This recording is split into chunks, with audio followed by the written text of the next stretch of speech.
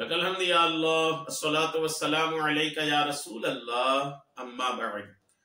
سلسلہ ہے ناظرین کے سوالوں کے جواب دینے کا۔ ناظرین میں سے ایک نے ہمارے کسی ویڈیو کے کمنٹس میں سوال کیا ہے کہ تقریباً 3 مہینے سے ہمیں کھانسی ہے، کھانسی دور کرنے کا کوئی وظیفہ عطا کر دیں۔ میں انشاءاللہ کھانسی کیا ہے کچھ اس پر بھی حکماں نے جو لکھا وہ بھی پیش کر دیتا ہوں، اور کچھ گھریلو علاج، گھریلو دیسی علاج یہ بھی بتا دیتا ہوں، روحانی علاج بھی بتا دیتا ہوں، اور کن چیزوں سے بچنا چاہیے وہ ساری چیزیں انشاءاللہ میں پیش کرتا ہوں، تاکہ یہ کلپ بہت زیادہ ہیلپ فل ہو جائے، یوزفل ہو جائے، بہت زیادہ مددگار ہو جائے لوگوں کے لیے، اور لوگ اس سے خوب برکتیں حاصل کریں۔ کھانسی ایک فطری عمل ہے جس کے ذریعے سانس کے نالیوں، پھیپھڑوں اور گلے میں جمع ہونے والے مواد کی صفائی ہوتی ہے۔ تقریباً ہر چھوٹے بڑے مرد و عورت کو وقتاً فوقتاً کھانسی ہوتی رہتی ہے۔ کھانسی کے متعلق چند باتیں ملاحظہ کیجئے۔ کھانسی کیا ہے؟ جسم انسانی میں ایک دفاعی حرکت ہے جسے کھانسی کہا جاتا ہے۔ کھانسی کسی بھی نوعیت کی ہو، کسی بھی طرح کی ہو، اس کا سبب کوئی نہ کوئی نقص یعنی کمی ہوتا ہے۔ کھانسی کا ایک فائدہ ہے کہ پھیپھڑوں یا سانس کی نالیوں میں اگر کوئی نقصان دینے والی چیز چلی جائے تو کھانسی کے ذریعے سے نکل جاتی ہے۔ اس کا ایک فائدہ بھی ہے۔ کھانسی کی مختلف صورتیں ہیں۔ خشک کھانسی، سوکھی کھانسی، یہ بغیر بلغم کی ہوتی ہے۔ کھانستے وقت دھچکا سا لگتا ہے جس کی وجہ سے گلے پر زور پڑتا ہے۔ اس کا علاج اگر نہ ہو تو پھیپھڑوں میں زخم پیدا ہو سکتا ہے۔ اسے معمولی سمجھ کر چھوڑ دینا آگے جا کر نقصان دے سکتا ہے۔ دوسرا، بلغمی کھانسی۔ بلغمی کھانسی کے شکار ہونے والوں میں بڑی تعداد بچوں اور بزرگوں کی ہوتی ہے۔ پرانی کھانسی، کھانسی اگر 7 یا 8 ہفتوں تک برقرار رہے تو اسے پرانی کھانسی کا نام دیا جاتا ہے۔ اس کا ایک سبب تمباکو نوشی بھی ہے، تمباکو کھانا بھی ہے۔ یہ کبھی کبھار مہینوں تک چلی جاتی ہے، لہٰذا ایسی صورت میں لازمی طور پر علاج کروائیں۔ شدید کھانسی، جب مسلسل 2-3 منٹ تک کھانسی ہوتی رہے اسے شدید کھانسی کہا جاتا ہے۔ یہ پھیپھڑوں کی سوزش، سوجن وغیرہ کی وجہ سے ہوتی ہے۔ کالی کھانسی، یہ وہ بلغمی کھانسی ہے جو جراثیم کی وجہ سے ہوتی ہے، عموماً بچوں میں پائی جاتی ہے۔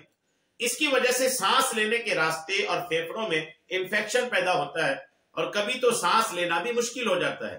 علاج کے بعد بھی ہلکی ہلکی باقی رہتی ہے۔ اس کی علامت میں سے لگاتار کھانسی آنا اور چہرے کا رنگ بدل جانا ہے۔ کھانسی ہونے کے جو اسباب ہیں، جو وجہ ہیں وہ سنیں۔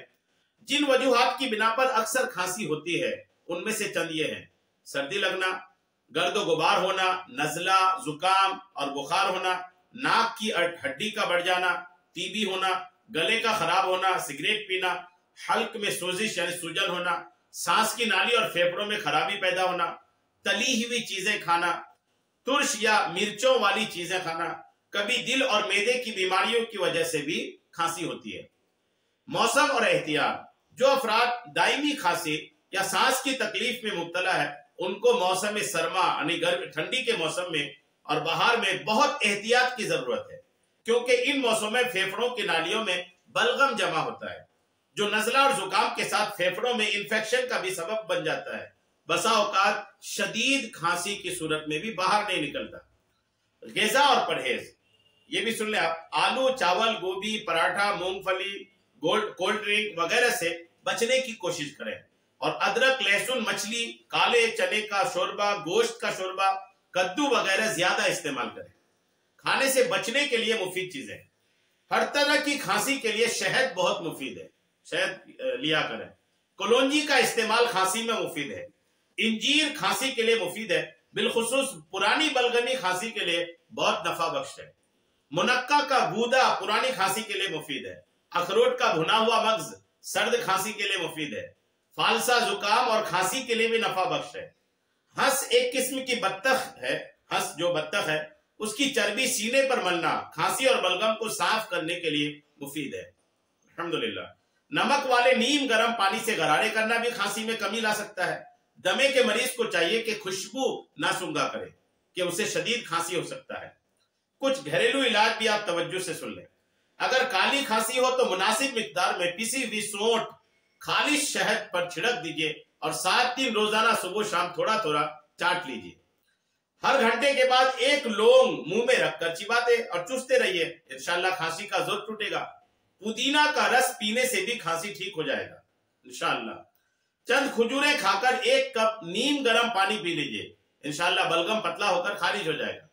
केले के दरख्त का पत्ता सुखाने के बाद तवे पर जलाकर उसकी राख शहद में मिलाकर खांसी के मरीज को थोड़ी थोड़ी चटाते रहिए, इंशाअल्लाह आराम आ जाएगा।